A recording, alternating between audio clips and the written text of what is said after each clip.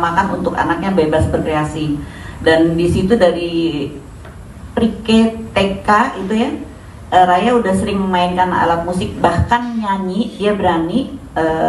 Artinya untuk explore dia nggak malu gitu.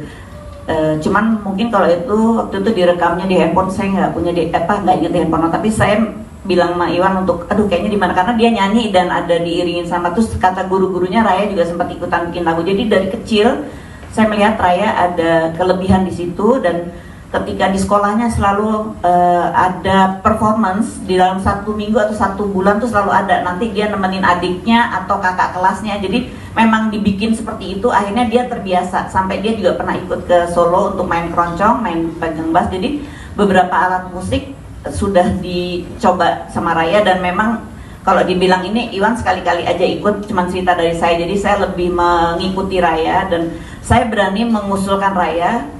Bukan sekedar nepotisme, tapi Raya punya tanggung jawab yang luar biasa. Ketika kita pandemi kemarin di rumah tuh kan kita harus jaga, jadi saya, Raya, Cika, dan Iwan itu punya kesibukan sendiri, dan saya lihat Raya, saya kebetulan nyapu, nyetrika segala macam, dia punya disiplin yang luar biasa dengan main drum lagu apa saja, masih belum dengerin lagu Iwan. Jadi ketika saya tanya, kalau satu waktu kamu bawain lagu ini, dia hanya cuma denger dan dia nggak mau. Saya nggak pernah lihat dia latihan lagu Iwan, tapi justru ketika digabungin dengan anak band yang lain, dia langsung menguasai. Berarti dia sering denger tanpa sepengetahuan saya, dan dia latih. Artinya latihan pribadinya tuh kuat banget sampai jam 3 pagi sendiri ya. Di masa pandemi belum ada band.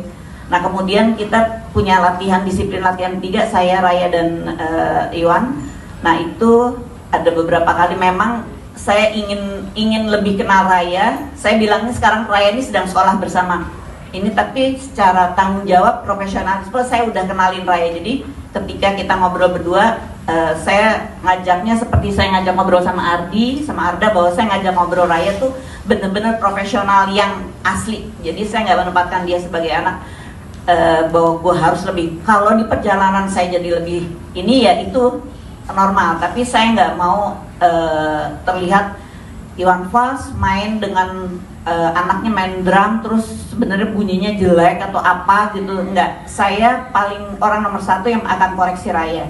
Jadi saya janji di pertunjukan ini bahwa udah pantas belum gitu.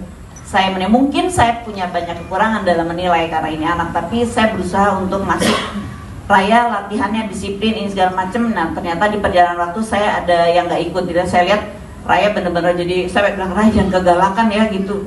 Artinya disiplin itu saya lihat Raya dapat dari sekolahan dan dia terapin dalam hidupnya. Dan dia bilang dia mau jadi musisi, saya support, saya tetap mendorong Raya untuk setidaknya ngambil yang bener-bener musik. Entah sekarang kan online banyak, waktu itu jadi bisa kita ambil yang di Australia, di London, di Amerika. Saya menawarkan Raya tapi masih belum, jadi akhirnya sekolahnya Raya sekarang ini.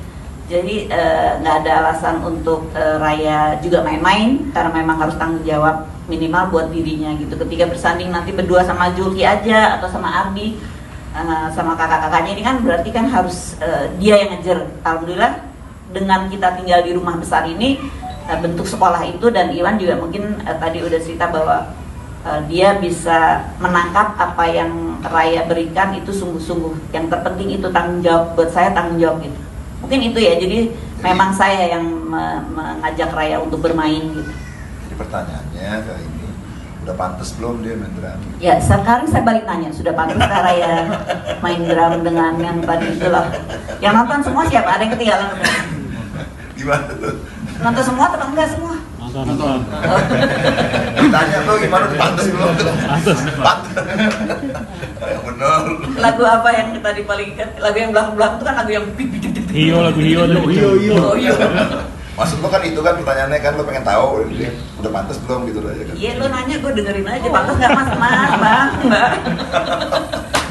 Tuh. Ya udah betul, alhamdulillah. Tapi artinya masih namanya dia harus belajar tetap bersama kakak-kakaknya, Mas Julki, Mas Ardi, Mas Arda, dan Pak Iwan. Itu ya. Iya dasarnya itu bahwa disiplin dia, waktu itu juga kan tuntutan profesionalisme ya. Musik itu kan apa? Waduh, apalagi kalau nanti udah bebas pandemi, udah bermain itu kan nggak bisa sembarangan, kita harus jaga fisik karena harus atau orang-orang udah beli tiket segala macam serius, dapat laporan dari pers, dapat apa, itu juga kalau kitanya setengah hati juga nggak bisa, kan orang nggak mau pilih lu anak siapa atau siapa, orang mau lihat aku mau datang ke konser mau nyuarain suara hatiku gitu.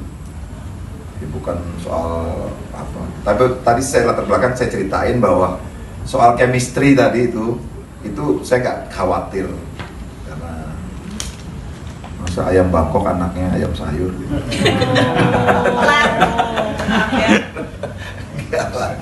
KFC aja KFC. apa itu ya bang?